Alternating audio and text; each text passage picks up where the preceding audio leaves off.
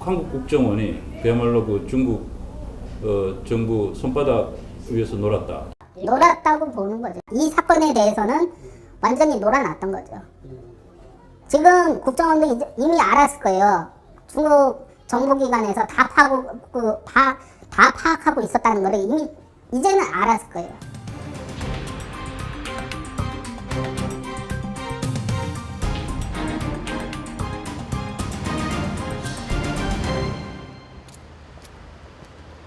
지난해 10월 23일 국정원 정보원을 자처하는 사람이 만나자고 연락해 왔습니다. 그는 믿어지지 않는 이야기를 했습니다. 제가 이게 그 원에서 만약에 나중에 자료 중국에 갔는데 정당하게 받은 상관있는데 막말로 원에서 그냥 좀 바꿔줘라 해버리면 꼼짝 못하잖아요. 그걸 도장 찍어서 오면은 중국 그걸 찍혀서 오면은 완전히 유호성 씨는 유죄가 되어버리는 거예요. 무슨 말이에요 그게? 서류를 원해서 중국 쪽에다가 좀 수정을 해줘라. 이렇게 해갖고 도장 찍어서 오면은 재판부에서는 이거 중국 기관에서 찍어준 거 아니냐. 그러면 꼼짝 못하잖아요. 그러니까 그렇게 좀 할 가능성이 있으니까 그거를 변호사님한테 전달하죠. 그로부터 열흘 뒤 검찰은 위조된 출입경 기록을 제출했습니다. 그의 경고대로 된 것입니다. 그는 국가정보원 정보원이라고 합니다. 그가 입을 열었습니다.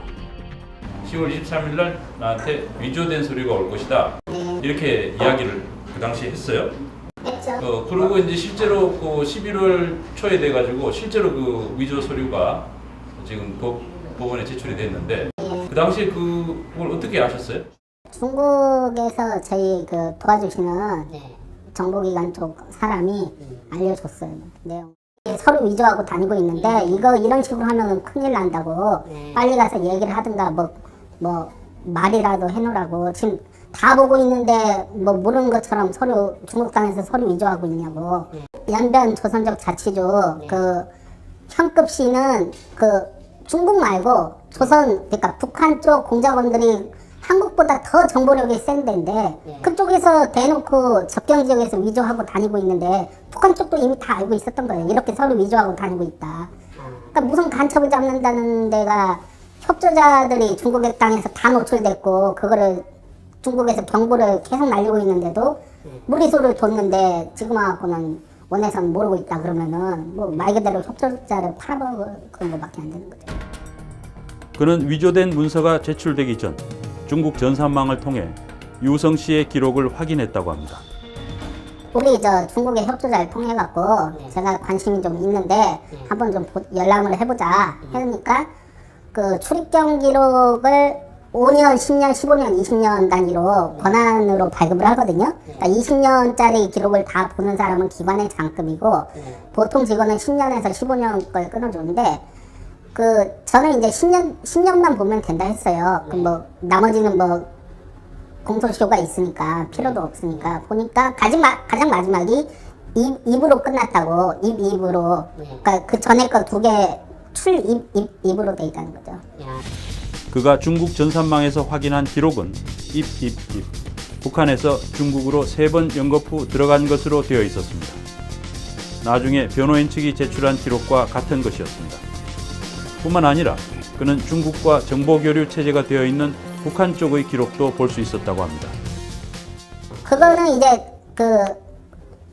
그쪽도 출국으로 끝났죠.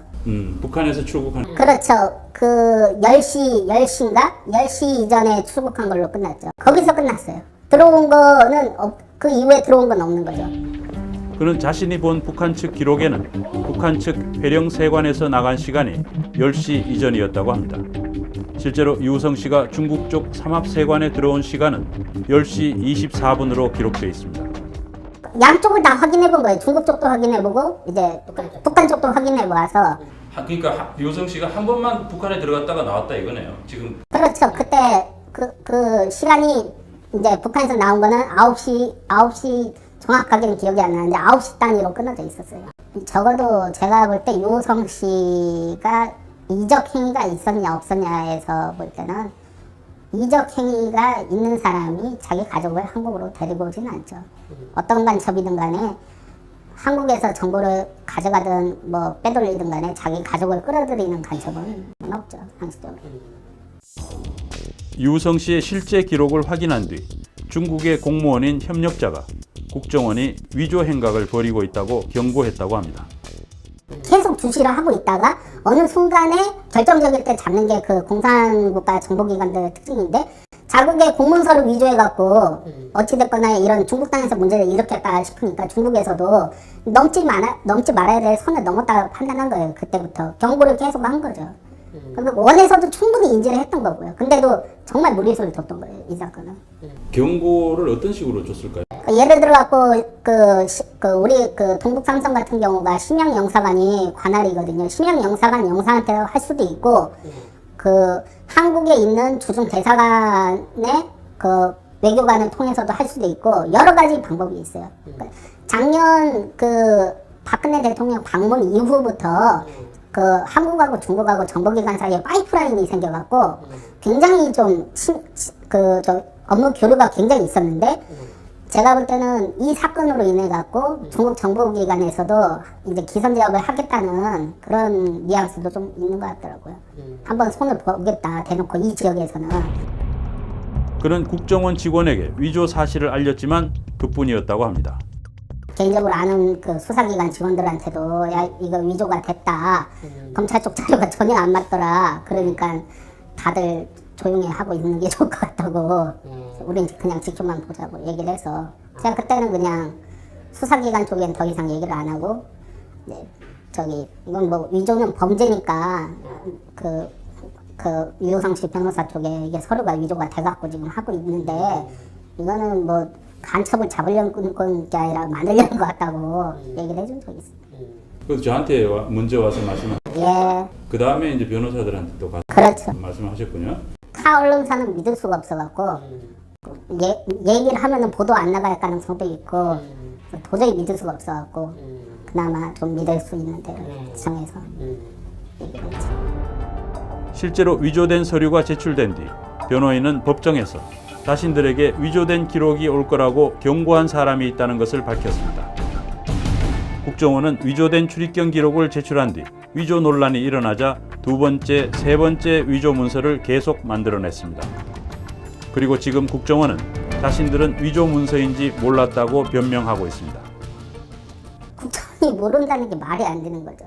그러니까 내사 이전부터 첩보를 수집하고 내사 단계에서 가장 기본적으로 하는 게, 유성 씨가 중국 사람으로 의심을 했기 때문에 중국의 그 공안국에 등록된 호구 자료를 먼저 열람했을 거고, 출입국 관리사무소인 그 검사청 가서 출입국 기록을 봤을 거란 말이에요. 근데 지금 이 사건에서는 검사청인 출입국 관리에서 다 뗀 건데, 이거가 아마 입으로 돼 있는 걸 확인했을 겁니다.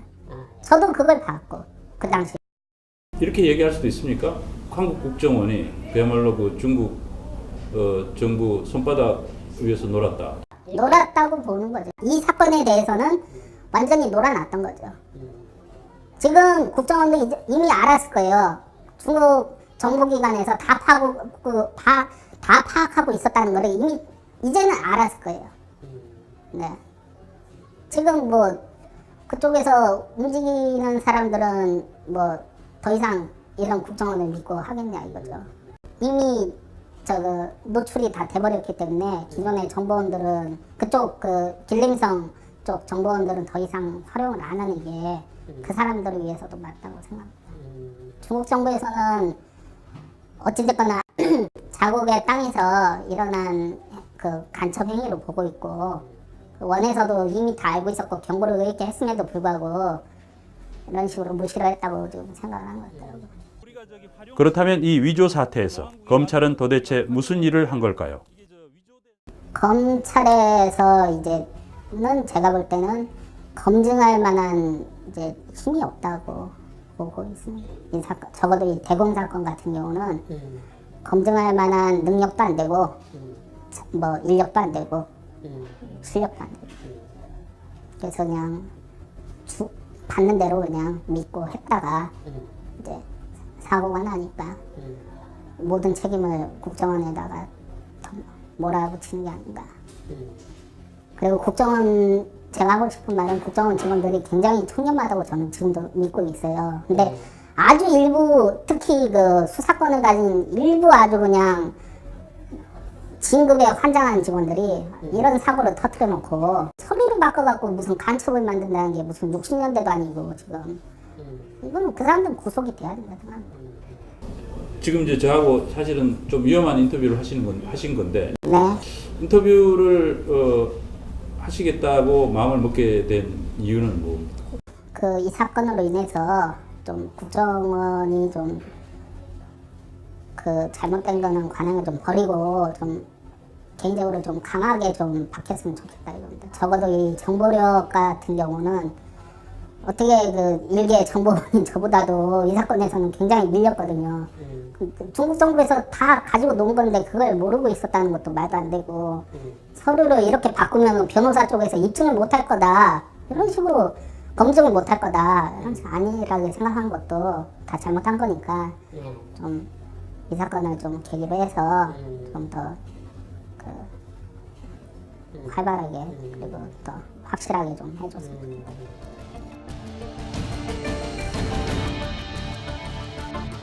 그는 이 모든 사실을 검찰에 전했다고 합니다. 적당한 시기에 정식 진술을 듣겠다던 검찰은 아직도 소식이 없다고 합니다. 뉴스타파 최성호입니다.